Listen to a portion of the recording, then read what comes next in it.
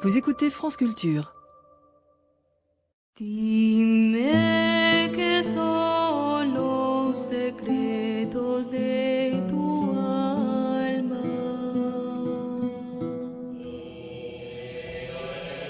Dime cuál es el camino de tu divino amor. Les racines du ciel.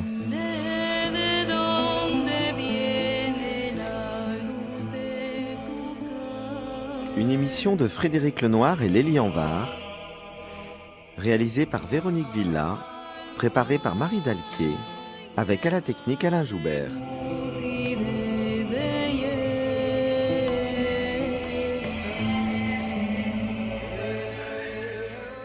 Aujourd'hui, nous recevons Isée Tardan-Masquelier pour parler de Ramana Maharshi.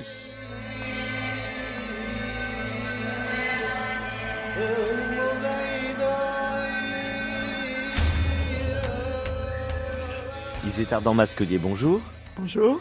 Alors nous nous connaissons depuis longtemps puisque nous avons publié il y a une quinzaine d'années ensemble l'Encyclopédie des religions chez Bayard, mais vous avez fait beaucoup d'autres ouvrages. Vous êtes historienne et anthropologue des religions. Vous enseignez à l'Institut catholique de Paris l'introduction au monde hindou et histoire de la laïcité. Vous dirigez également l'école française de yoga qui forme des enseignants de yoga.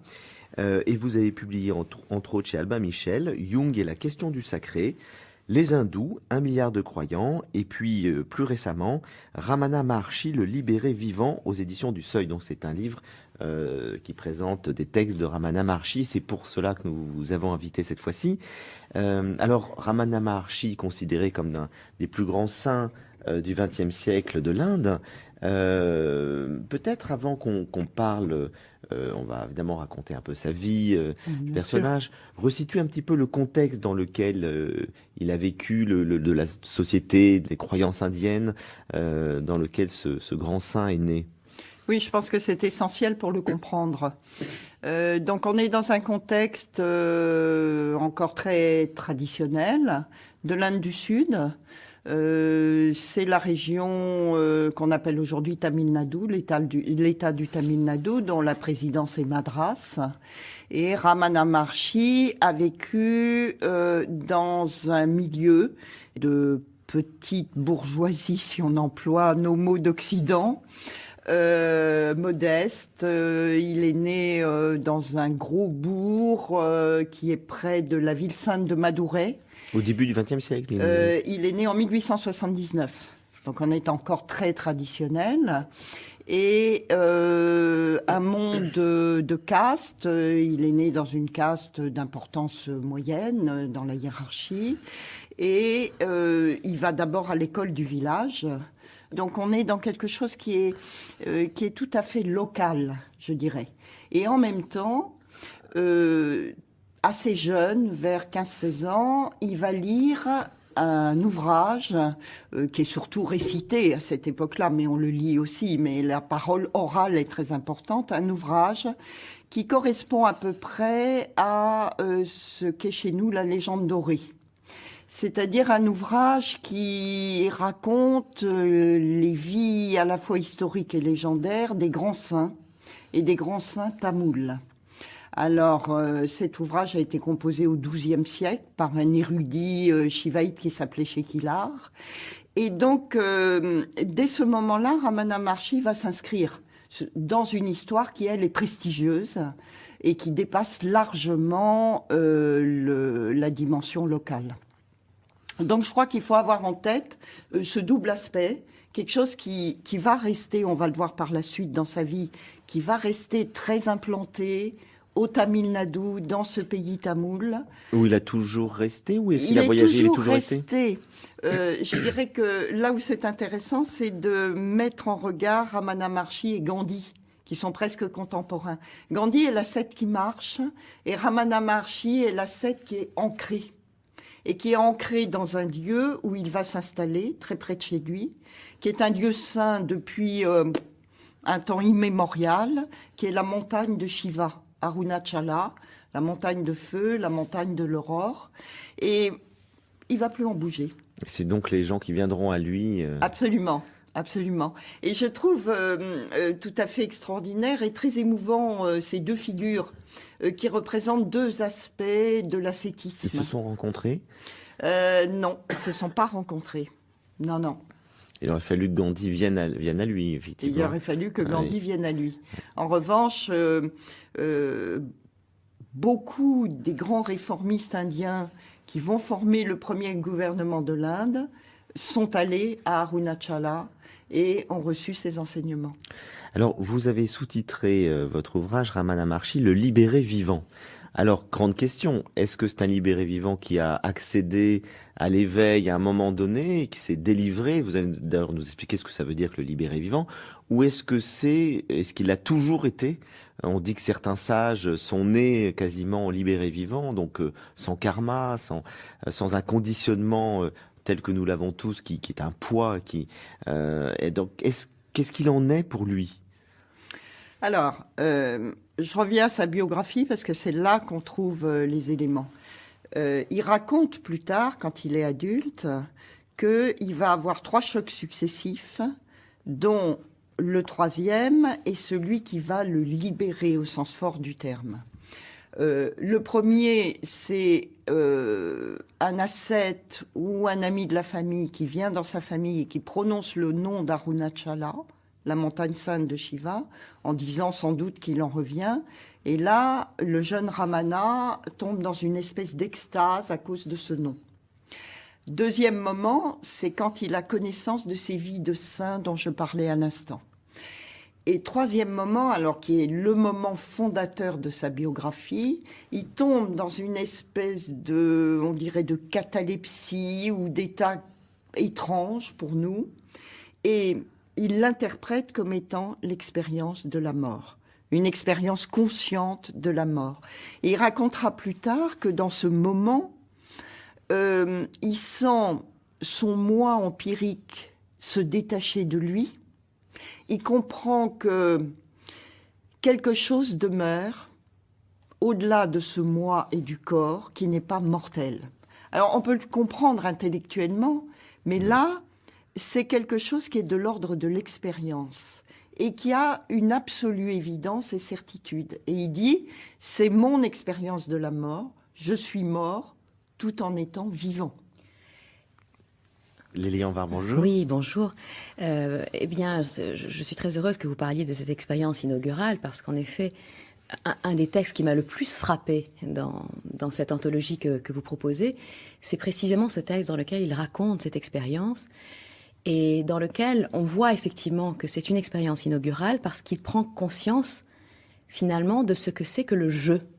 Et il y a comme ça quelque chose de très intéressant dans le fait qu'il dit « Je me suis rendu compte qu'en fait, le jeu, c'était pas mon corps. Jeu, c'est quelque chose qui englobe le corps, mais c'est quelque chose qui est au-delà. » Et ça me frappe beaucoup qu'il y ait une telle ressemblance entre ce qu'il dit de cette expérience et ce qu'on peut lire dans les expériences de NDE. C'est-à-dire les gens qui ont eu des NDE disent la même chose. Ils disent j'étais là, mais mon corps, c'était pas moi. La conscience est au-delà du corps. Absolument. Sauf que l'interprétation n'est pas la même. Absolument, l'interprétation n'est pas la même, mais c'est intéressant qu'il emploie quasiment les mêmes images.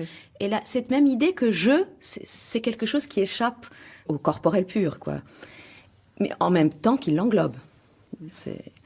Et bon, alors le texte est assez long, je veux juste lire la fin, qui est justement la conclusion. Bien donc, me dis-je en moi-même, ce corps est mort. On le portera tout raide au champ crématoire où il sera brûlé et réduit en cendres. Mais avec la mort de ce corps, suis-je mort, moi? Est-ce que le corps est moi? Ce corps est silencieux et inerte, mais j'éprouve toute la force de ma personnalité et même le vocable « je » en moi-même, à part le corps. Ainsi, je suis un esprit, une chose qui transcende le corps. Le corps matériel meurt, mais l'esprit qui le transcende ne peut être touché par la mort. Je suis donc un esprit immortel. Tout ceci n'était pas un simple procès intellectuel. Tout ceci flamboyait avec une extrême vivacité devant moi, comme la vérité vivante. Quelque chose que je percevais immédiatement, presque sans raisonnement. J'étais quelque chose de très réel, la seule chose réelle en cet état. Et toute mon activité consciente, en relation avec mon corps, était centrée sur cette chose. Depuis ce moment, le je ou le soi s'est tenu au foyer de l'attention par une fascination toute puissante. La crainte de la mort s'était aussitôt évanouie et pour toujours. L'absorption dans le soi a continué de cet instant jusqu'au temps présent.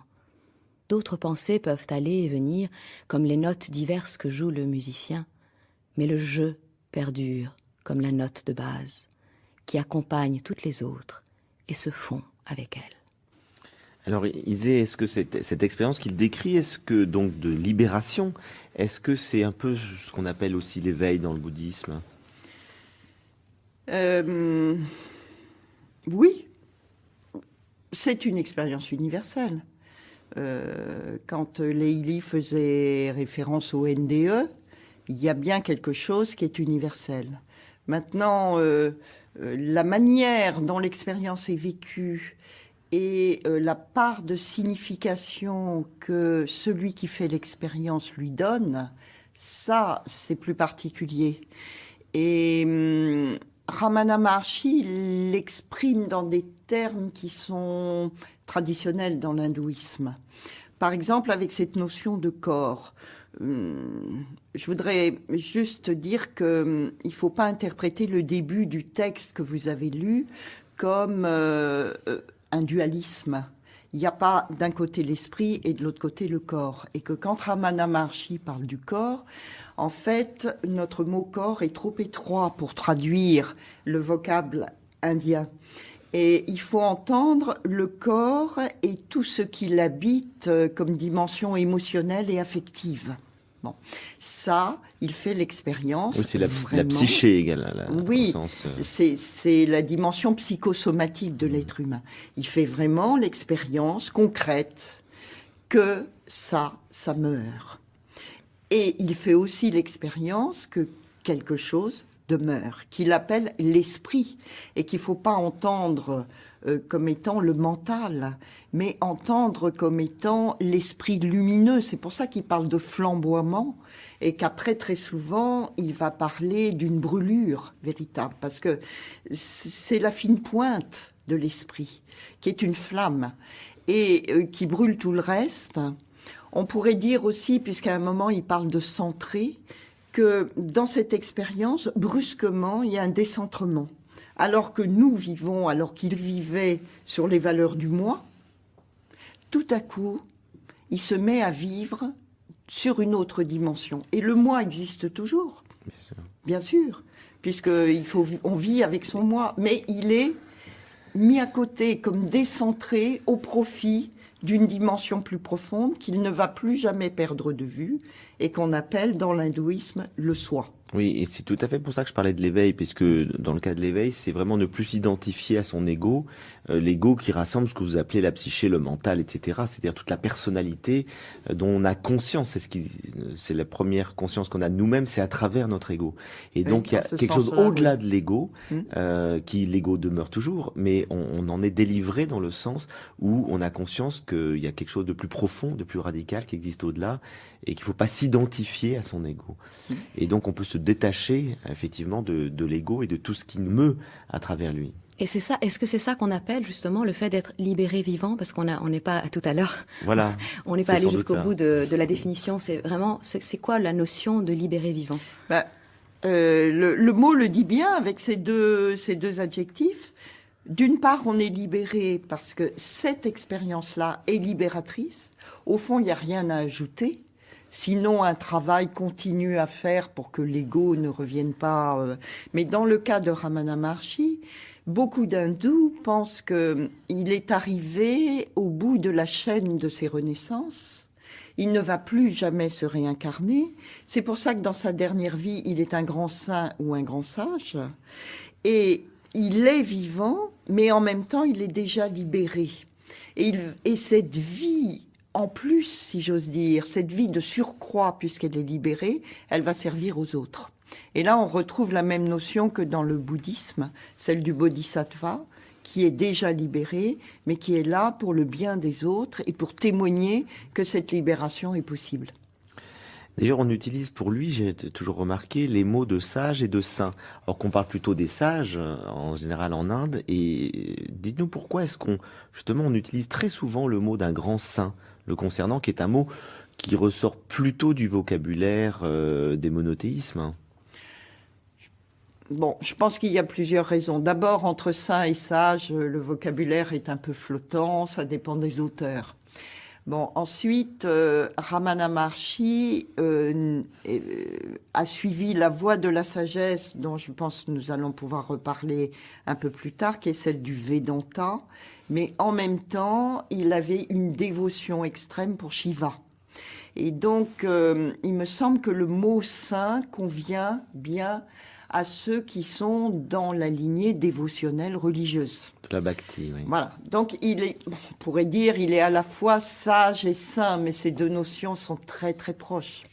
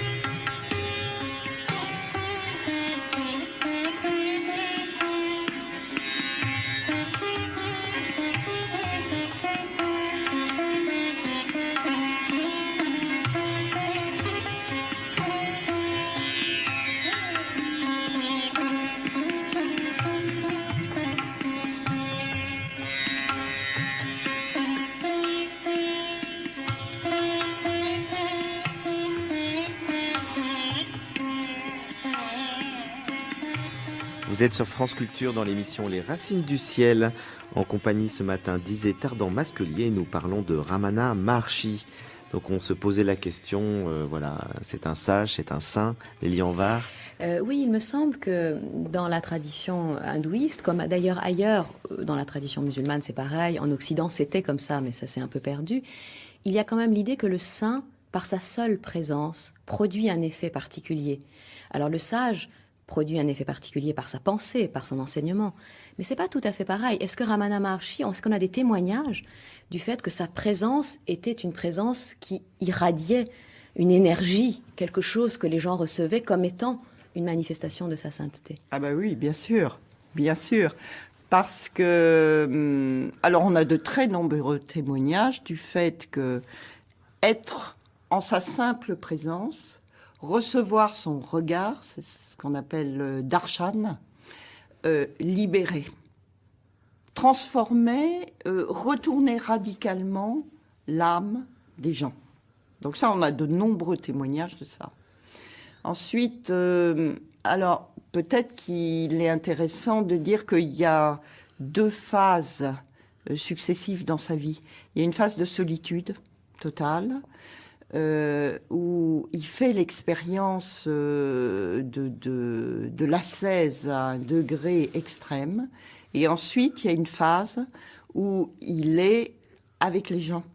Et les gens viennent à lui et reçoivent ce regard libérateur. Et donc peut-être là, il y a une petite différence, en effet. On pourrait dire que la première phase c'est le sage est plus une phase de sagesse et la deuxième de sainteté. Mais pour moi, ces deux notions sont vraiment très contiguës. Et combien de temps il est resté en solitude ?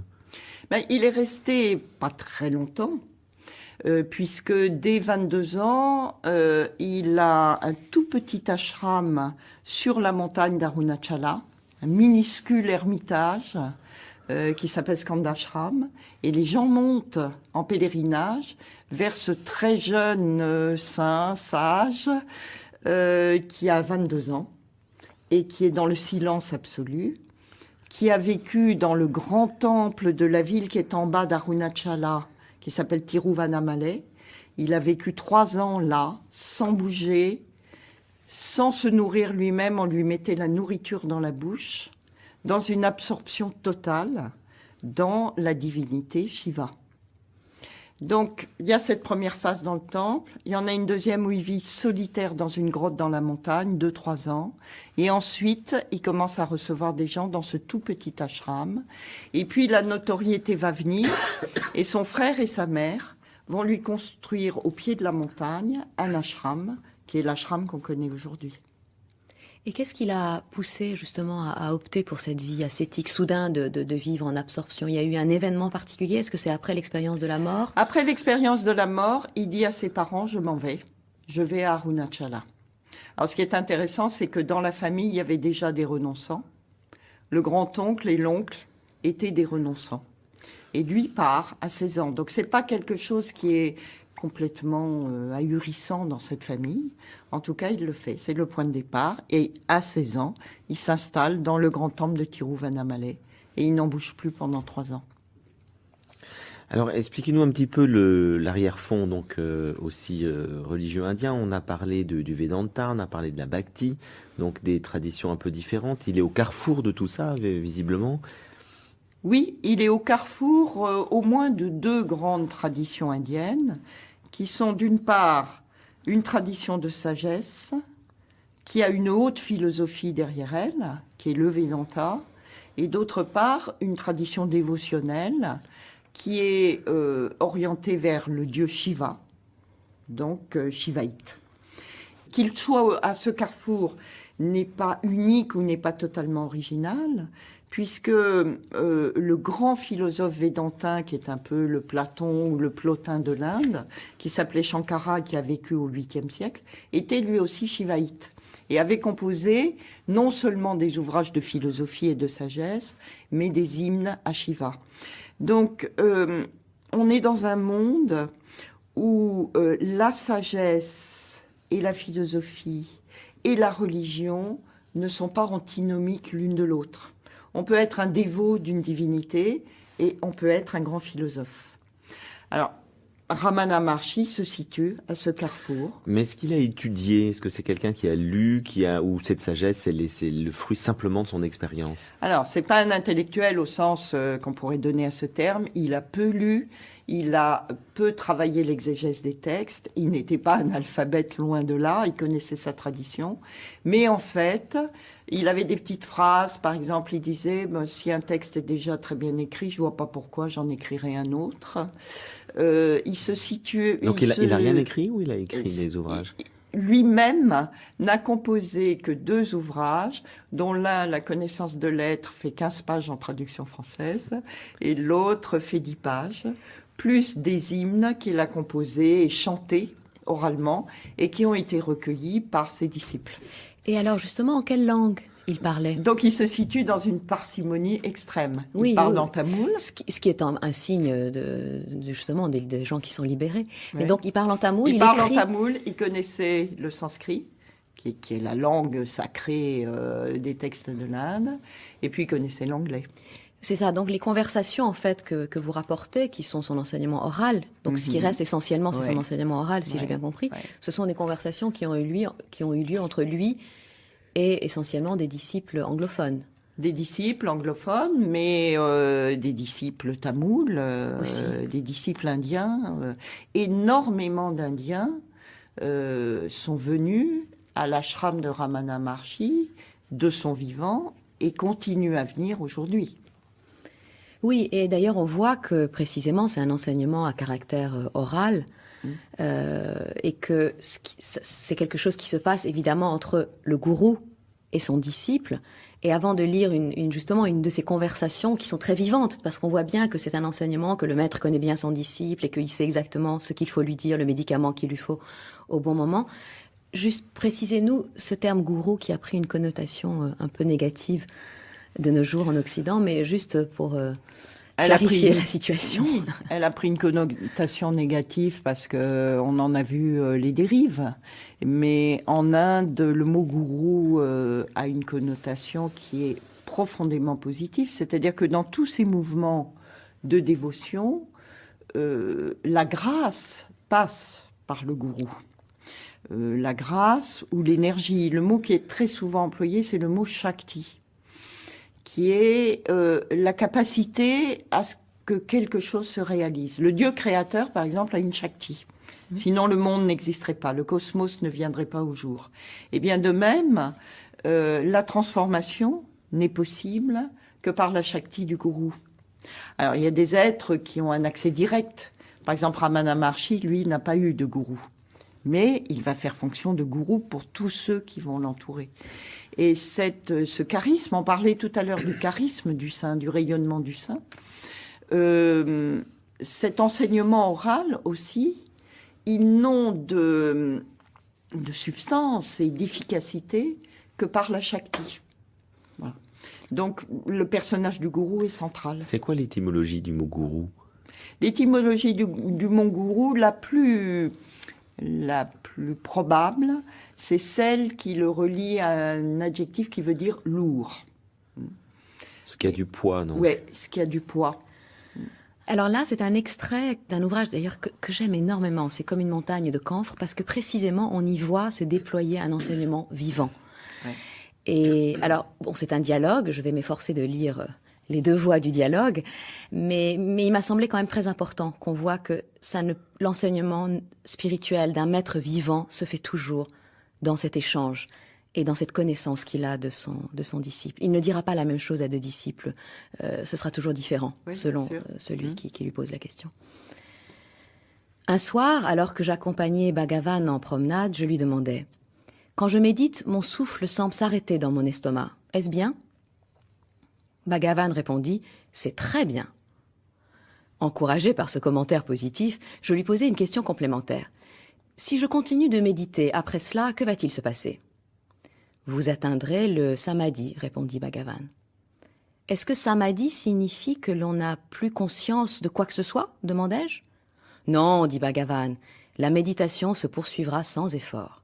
C'est ça le samadhi. »« Alors, qu'est le shaja samadhi ?» demandai-je. Bhagavan répondit.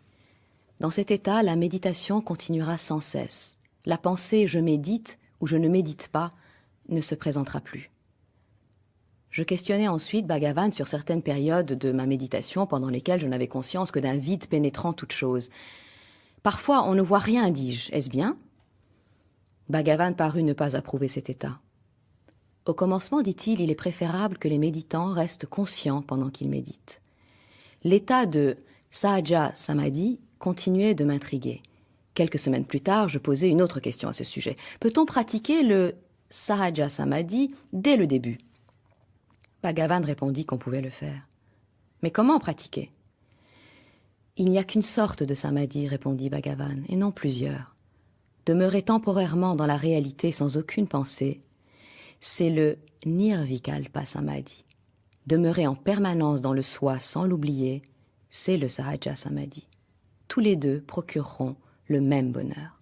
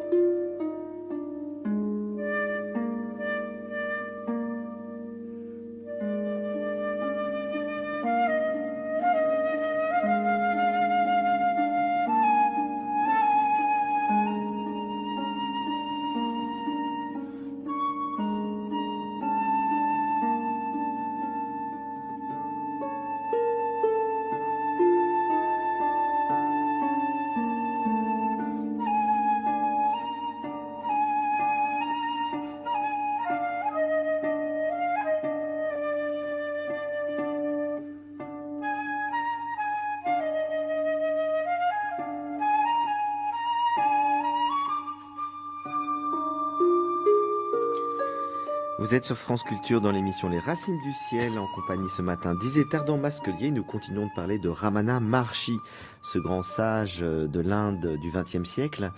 Lélie Anvar vient de nous lire un texte d'un entretien avec ses disciples, un de ses disciples, où il parle de la méditation. Expliquez-nous un petit peu mieux ce que c'est que cette pratique de la méditation dont il parle. Alors, je ne vais pas rentrer dans des détails trop techniques, mais qu'est-ce qui se passe ici? Il est avec un disciple qui est assez cultivé pour avoir lu des textes qui parlent des différents degrés du samadhi, c'est-à-dire des différents degrés d'un état qu'on traduit généralement par extase en français, mais que Mircea Eliade traduisait lui par enstase, avec ce mot en, in latin, qui indique une intériorité, c'est-à-dire se tenir au plus profond de l'intérieur de soi et pas à l'extérieur. Bon. Donc, les saints et les sages indiens faisaient l'expérience de cet état, des différentes étapes ou de ces états successifs. Et au fond, l'enjeu du texte, c'est de cerner ce que pourrait être un état de samadhi qui est permanent parce qu'il est sahaja. Et sahaja en sanskrit, ça veut dire spontané. C'est-à-dire qu'il n'y a plus d'effort. Bhagavan le dit très bien. Il n'y a plus d'effort, il n'y a plus de volonté personnelle. Ce samadhi, il est là, dans la vie, il est en permanence présent et il se vit comme en fond d'écran à travers tous les aléas de la vie. Mais ça, c'est la conséquence de l'état de libération. Absolument. Mais ça peut se travailler. C'est aussi ce qui est dit dans ce texte. S'il y a des étapes, c'est parce qu'il y a un chemin. Sinon, il n'y aurait pas d'étapes. Et donc, il y a des conditions qui sont essentiellement intérieures, qui sont aussi un peu extérieures. C'est-à-dire que si vous vivez dans un état d'agitation permanent, si vous vivez, vous travaillez dans des conditions qui sont très difficiles, vous n'allez pas atteindre le samadhi. Il vaut mieux vivre, il vaut mieux avoir des conditions de vie un peu retirées et un peu calmes, mais ça se vit dans la vie, dans l'existence. Bon, les conditions sont donc essentiellement intérieures. Et pour atteindre cette profondeur et cette permanence dans le samadhi, il y a des exercices. Et des exercices qui sont multiples. Et l'Inde a été extrêmement créative dans ce domaine. Il y a tous les exercices autour de la respiration et du souffle, de vie, plus largement que la seule fonction respiratoire. Il y a tous les exercices corporels, les postures du yoga ou autre chose, qui servent à une chose. Une seule chose, je dirais, c'est obtenir le calme du corps de telle manière qu'on puisse rester dans une immobilité et à ce moment-là atteindre à une concentration d'abord, puis une méditation de plus profonde et enfin cet état de méditation permanente. Donc, le texte dit deux choses et il joue de deux choses. D'abord, le samadhi, dans son expression la plus grande chez le libéré vivant, c'est un état permanent. Et chez les autres, en fait, c'est aussi un état permanent, mais les autres ne s'en aperçoivent pas. Et il faut donc qu'ils fassent usage de leur volonté. Il faut qu'ils fassent un travail pour accéder à cette spontanéité. Voilà. Donc les deux choses sont dites, elles peuvent apparaître contradictoires, mais elles ne sont pas contradictoires. Oui, là on comprend quel est le but de tout le chemin spirituel Ouais. pour l'Inde. Oui. C'est effectivement d'avoir accès à ce qui est déjà présent, cet état d'éveil qui est en nous, mais il y a un travail à faire pour aller vers lui, pour le laisser émerger. En un sens, il n'y a pas de chemin, puisque tout est Tout déjà est là. Mhm. Ce soi profond, il est déjà là. C'est ce que Ramana Maharshi découvre dans l'expérience de la mort. D'un coup, un rideau se déchire, en quelque Comme sorte. un nuage qui s'en va. Voilà. Donc, d'une part, on peut dire que c'est déjà là, et il n'y a rien à chercher. Et d'autre part, du fait de l'état d'obscurité et d'ignorance dans laquelle nous sommes, du fait de, Shankara aurait dit dans le Vedanta, de la surimposition du moi Oui. sur le soi profond. C'est un des concepts fondamentaux de Shankara. Du fait de cette surimposition, alors il y a un travail constant et énorme à fournir, qui est le travail de l'ascèse et du détachement. Et aussi, on voit que donc la fonction du gourou, c'est finalement de réveiller chacun à lui-même et non pas de Oui. lui imposer une autorité Oui, de et l'extérieur. aussi de soutenir l'énergie dans ce travail, qui est un travail qui est Gaudapada, qui était un des maîtres de Shankara, donc qui a vécu, on ne sait pas très bien, peut-être au VIe siècle, disait ce travail, c'est comme essayer de vider l'océan avec un brin d'herbe. Oui, et alors, ce qui est intéressant aussi, c'est qu'il est très bienveillant. Il voit bien que ses disciples Oui, ont des difficultés, et Oui. parfois ils se trompent, etc. Oui. Et à chaque fois, il n'a jamais un côté, comment dire, il ne les rabroue pas. Il essaye vraiment d'entrer dans cette, bah, de il comprendre soutient la l'énergie, difficulté. hein. Voilà. Il est un accompagnateur sur le chemin. Alors il dit oui, c'est très bien. Il dit quand Et puis, même il a- les choses qui lui plaisent pas. Par exemple, cet état d'obscurité dans lequel est le disciple, est-ce normal? Il dit non, ça, je ne l'aime pas beaucoup, ça. Voilà. Mais toujours avec amour. Et quel serait pour vous l'axe principal, en fait, de son enseignement? Comment on pourrait le résumer? C'est quoi pour lui, quel est l'essentiel pour arriver justement à cet état d'éveil? Mais je crois que c'est la découverte du je ou du soi. Donc, à nouveau, la connaissance de soi. Ça va plus loin que la connaissance de soi, je pense. On a deux mots qu'on est obligé d'utiliser. Le soi, dont on a fait un nom finalement, mais qui est juste l'indication que il faut se réfléchir à l'intérieur de soi-même pour découvrir cette dimension profonde. Donc le mot soi, qui est impersonnel, ou le mot je, qui est personnel. Et Ramana Maharshi utilise les deux alternativement, on pourrait dire l'un pour l'autre. Pas tout à fait. Dans un cas, il indique en effet cette dimension qui est au-delà de toute personne, qui est neutre. En sanskrit, on va dire Atman, soi. Ou bien alors, il indique une dimension d'une personne qui est une personne qui a rejoint la divinité personnelle Shiva et qui s'exprime à la première personne. Pour prendre la parole, il faut dire « je ». Mais ce « je » là n'est pas le « moi », il est le soi. Alors, il s'éteint en masculin, je sais que vous êtes aussi une très bonne spécialiste de Jung, et je me suis souvent posé la question, est-ce que on peut faire un parallèle entre ce qu'on vient de dire sur l'hindouisme, la découverte du soi au-delà du moi, au-delà du je, avec ce que Jung appelle le processus d'individuation, c'est-à-dire la découverte d'un soi profond, au-delà finalement aussi de notre moi psychique immédiat. Oui, bah, je passe mon temps à me poser la question. Alors, Jung a été très frappé par la notion de soi, la notion indienne du soi.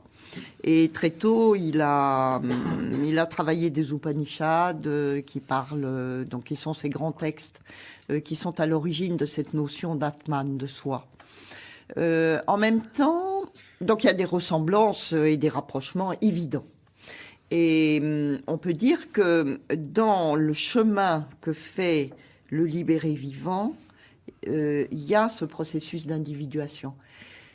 Peut-être que pour l'Inde, pour ce que vivent des gens comme Ramana Maharshi, le processus d'individuation est inclus dans quelque chose de plus vaste, dans une dimension métaphysique qui a trait à l'être avec un grand E et à l'existence, est inclus aussi dans une dimension dévotionnelle qui n'existait pas chez Jung.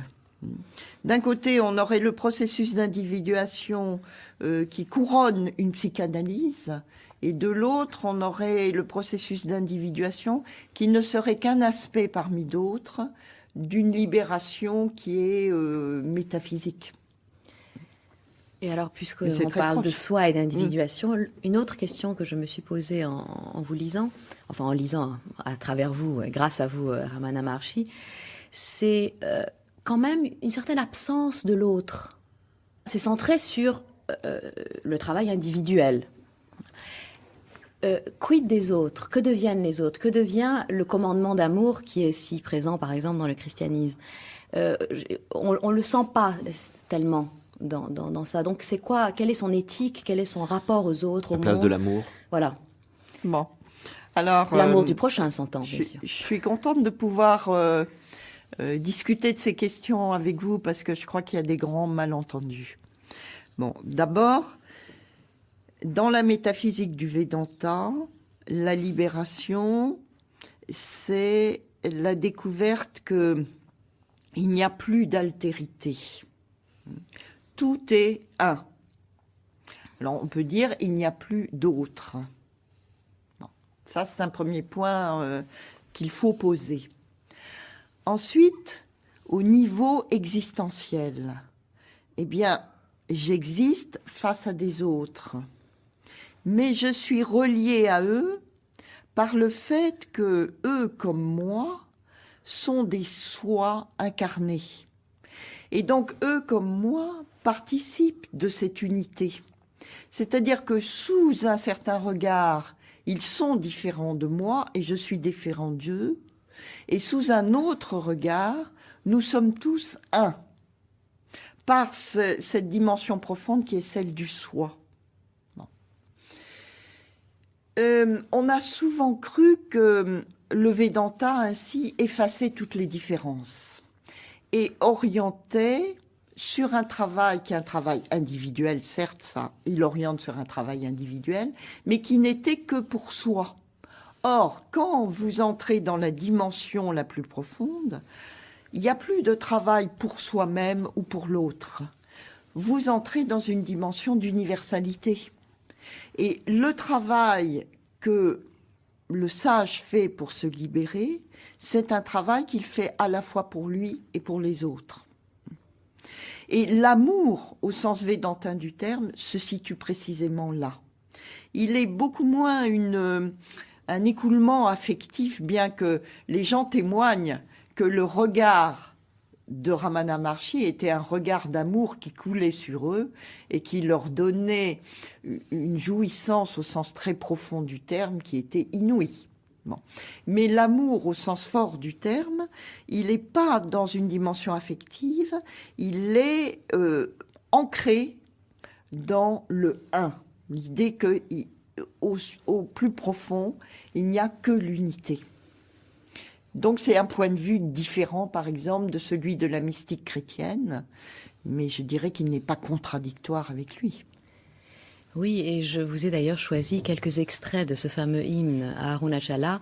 Je suis contente que vous ayez prononcé le mot « un », parce que ce qui m'a énormément frappé dans ce texte, c'est cette notion d'unicité qui pourrait faire croire, s'il y avait le nom d'Arunachala, qu'il s'agit d'un texte soufi, par exemple. C'est vrai qu'il y a une sorte d'unité, même l'hindouisme est réputé être un polythéisme, mais là, on est dans quelque chose qui est vraiment l'un absolu, une quête de l'un absolu.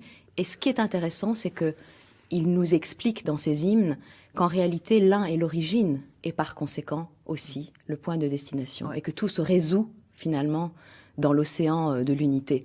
Et là encore, c'est une image ô combien employée par les grands poètes soufis. Chercher Dieu en t'ignorant, toi qui es être et conscience, reviens à aller chercher l'obscurité avec une lampe. C'est seulement pour te donner à connaître comme être et conscience que tu résides dans les différentes religions sous des noms et des formes diverses. Et si elles ne te reconnaissent pas, c'est qu'elles sont vraiment des aveugles qui ne connaissent pas le soleil. Ô Arunachala le grand, j'aime sans pareil, puisses-tu demeurer et resplendir en tant que mon propre soi, un, sans second.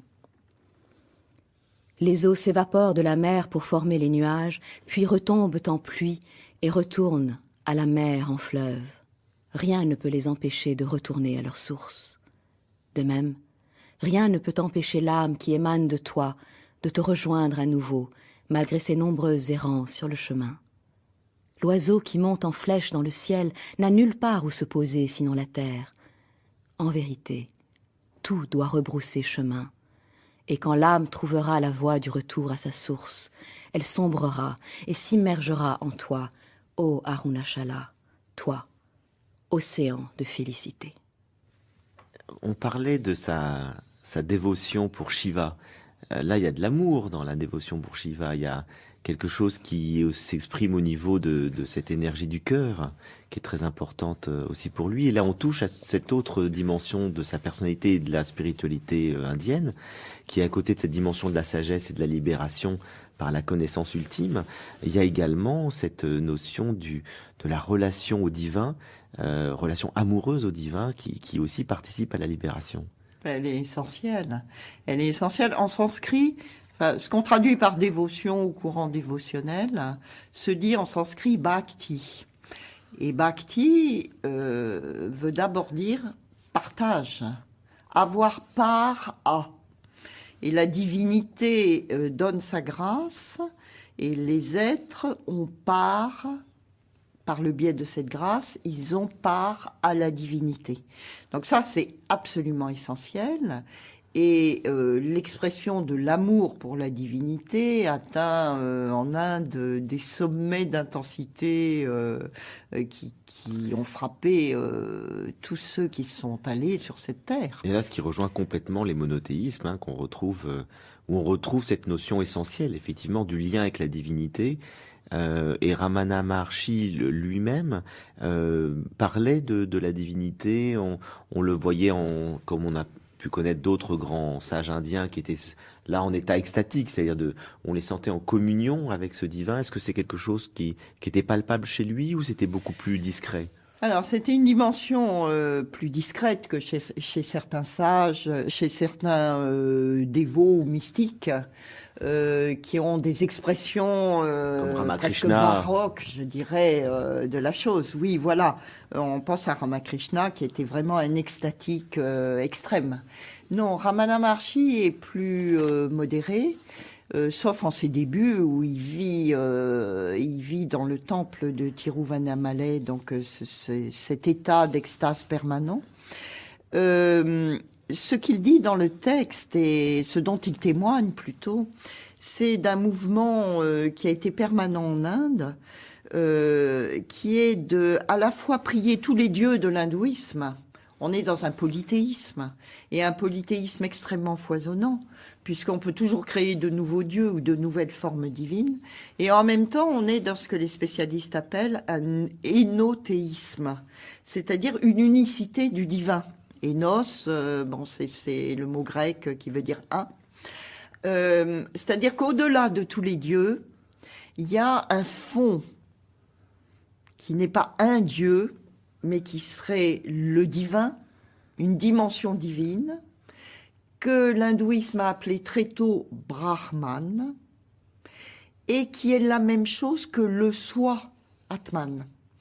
Et lorsque le libéré vivant vit cet état spontané d'adéquation totale à son propre soi, au soi vivant en lui, alors il est aussi le Brahman, la dimension divine qui est présente dans tous les dieux.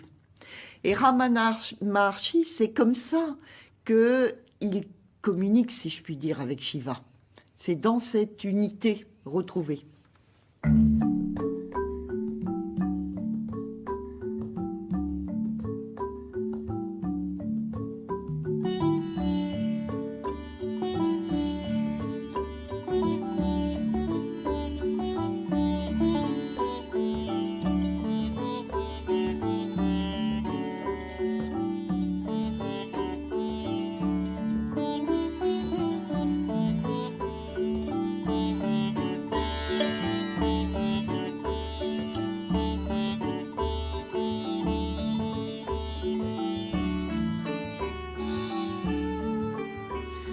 Vous êtes toujours sur France Culture, cette émission des Racines du Ciel avec Isée Masquelier touche à sa fin et comme chaque mois j'accueille Marie Dalquet pour un agenda culturel plus fourni. Bonjour Marie. Bonjour.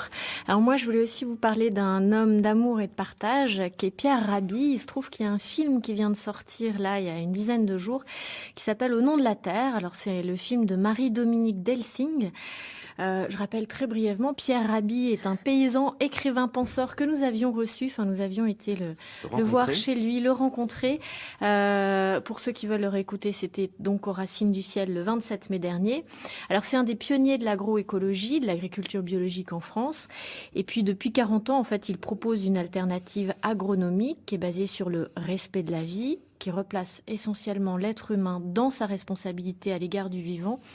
Et ce film, en fait, c'est un véritable appel à l'éveil de nos consciences pour construire une nouvelle société, autant dans le domaine de l'éducation, de la santé, des territoires.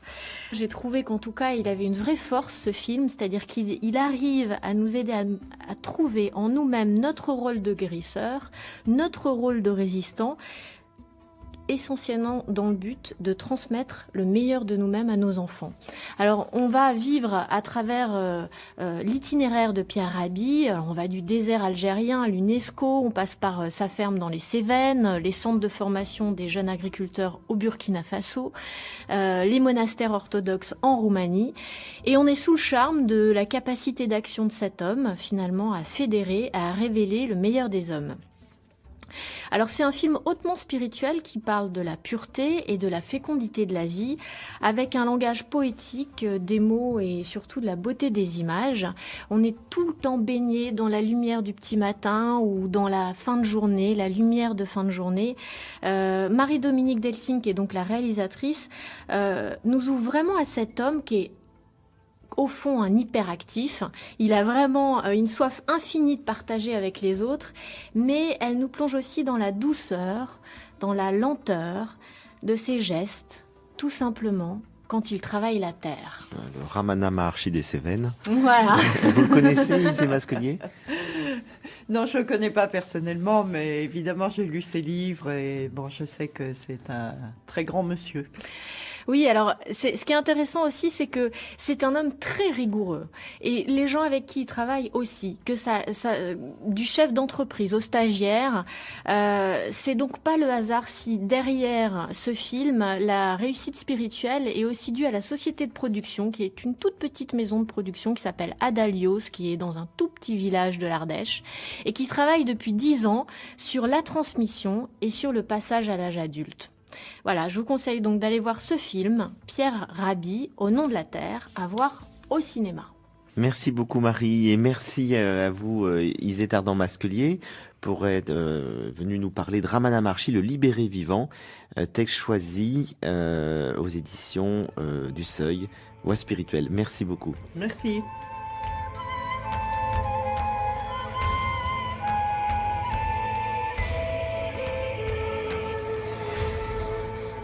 Je rappelle que cette émission est podcastable pendant 1 an, réécoutable pendant 1000 jours.